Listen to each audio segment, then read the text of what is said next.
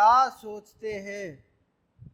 बड़ी अजीब सी सोच है। बहुत लोग मेरे पास आकर के बोलते हैं कि जी थोड़ा वस्त्रों को बदल दो, लोग और अच्छा सोचेंगे, असर बड़ा दूर तक जाएगा।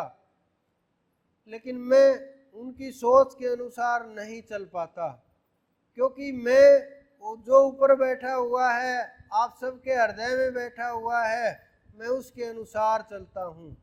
क्योंकि मैं ज़्यादा सा इधर उधर की दिखावे की बातों में कम ध्यान रखता हूँ, क्योंकि जो जैसे हैं वैसे ही रहेंगे। वस्त्र बदल देने से विचार नहीं बदलते, वस्त्र बदल देने से ज्ञान नहीं होता, वस्त्र धारण कर लेने से ज्ञान प्राप्ति नहीं होगी, वस्त्र निकाल देने से ज्ञान नहीं निकलेगा। ज्ञान अलग तत्व है। हमारे बहुत ऋषि मुनि हुए ऐसे जो निर्वस्त्र घूमते रहे, क्या उनको ज्ञान नहीं था? हमारे बहुत से आज भी ऋषि मुनि हैं, जो मैं मिला हूँ ऐसे ऋषि मुनियों से जो निर्वस्त्र रहते हैं, बर्फ के अंदर रहते, हिमालय के अंदर कोई वस्त्र धारण नहीं करते। क्या उनको ज्ञान नहीं है? क्या उनको इन चीजों से फर्क पड़ता है? लेकिन आपको बहुत फर्क पड़ता है। आप अपने ऊपर काम कीजिए, स्वयं के ऊपर काम कीजिए।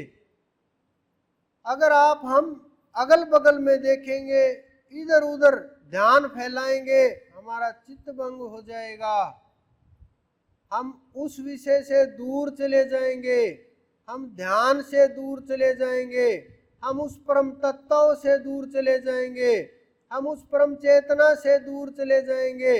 उन्होंने जो हमें सिखाया, क्या वो संसार का ज्ञान था?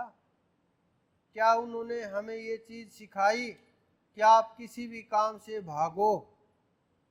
क्या उन्होंने एक बार भी ये बोला कि संसार छोड़ के भाग चलो?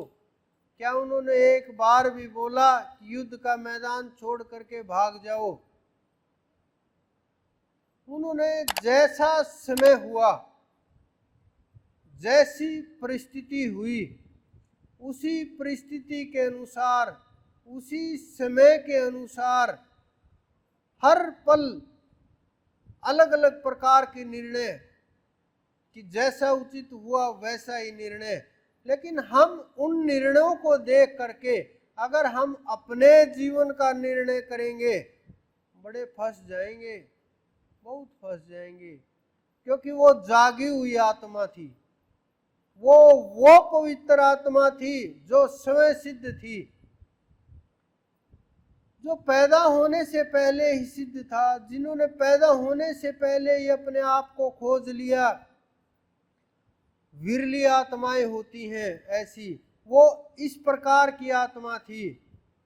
अगर मात्र हम उनको देख करके वस्त्र धारण कर ले, मुकुट धारण कर ले, उनके जैसा स्वांग रचाने लगे, इस संसार के अंदर आप ये समझ लो कोई दूसरा राम नहीं हो सकता। ये समझ लीजिए कोई दूसरा कृष्ण भी नहीं हो सकता।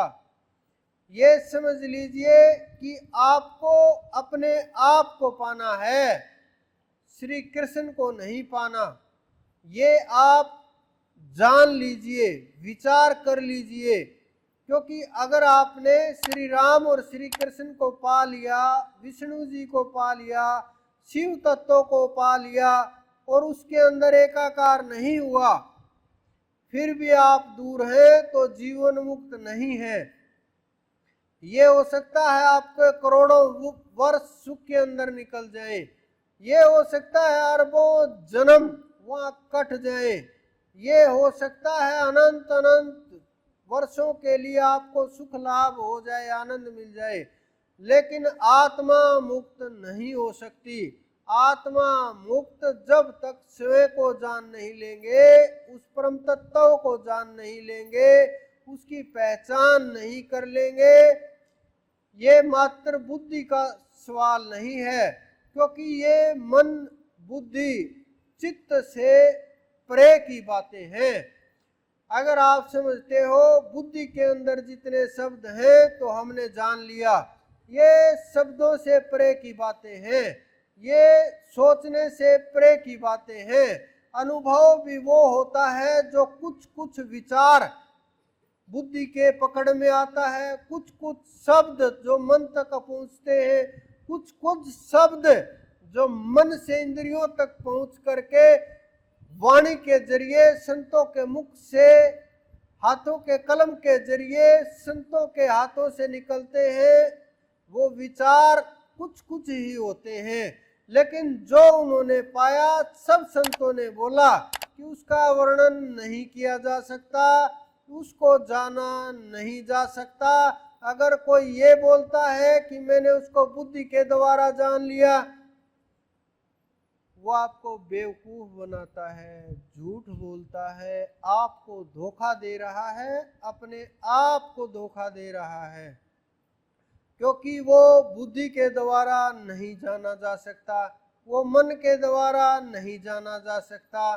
शरीर, बुद्धि, मन, इंद्रियां, हृदय ये सहायक हो सकते हैं जानने के लिए, ये नहीं कि काम नहीं आएंगे, बहुत सहायता करेंगे ये।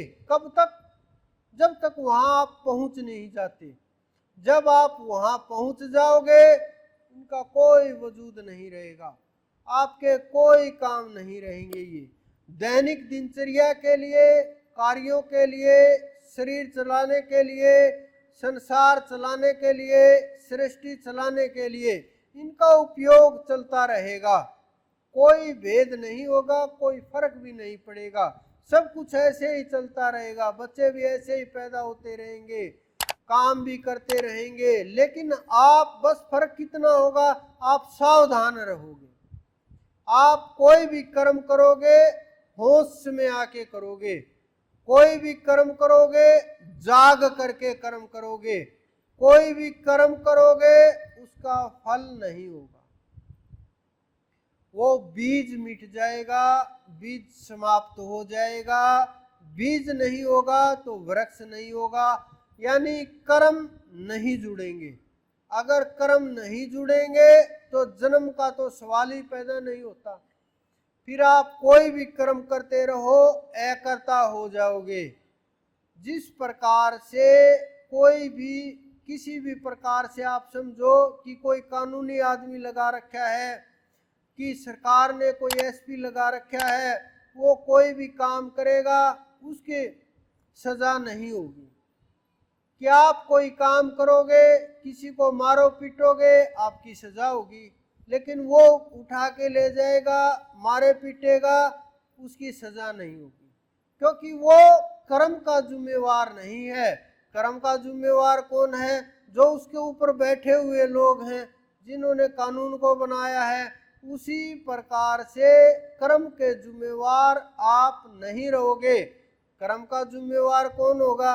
इस कर्म का जिम्मेवार वो होगा जिसने इस ब्रह्मांड की रचना की है, जिसने इस प्रकृति की रचना की है, जो ना कभी पैदा होता है, ना कभी नष्ट होता है, ना इस संसार में आता है, ना जाता है, ना प्रकट होता है और ना खाता है, और कोई भी कर्म नहीं करता, लेकिन सबका गवाह होता है। ये सब कुछ श्री कृष्ण ने गीता में स्वयं स्थित होकर के बोला। ये नहीं कि शरीर में स्थित होकर के बोला, नहीं, आत्मा में स्थित होकर के बोला। इसी कारण से उन्होंने कहा मैं ही रचना करने वाला हूँ। जब आपके अंदर ये आ जाएगा, ध्यान की इतनी मजबूत स्थिति हो जाएगी